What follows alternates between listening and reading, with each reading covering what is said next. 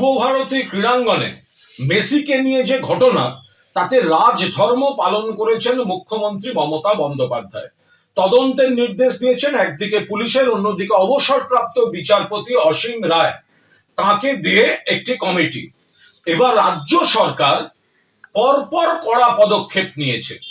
একদিকে DG Rajib Kumar, CP Bidhannagar Mukesh কুমারকে show cause করা, একাধিক পদাধিকারীর বিরুদ্ধে ব্যবস্থা নেওয়া থেকে শুরু করে সিট গঠন, দক্ষ অফিসারদের নিয়ে সিট গঠন, মুখ্যমন্ত্রী রাজধর্ম পালন করেছেন। অন্যদিকে এই তদন্ত যাতে নিরপেক্ষ থাকে সেজন্য ক্রীড়ামন্ত্রী পদ থেকে ইস্তফা দিতেছে ক্রীড়ামন্ত্রী অরূপ বিশ্বাস।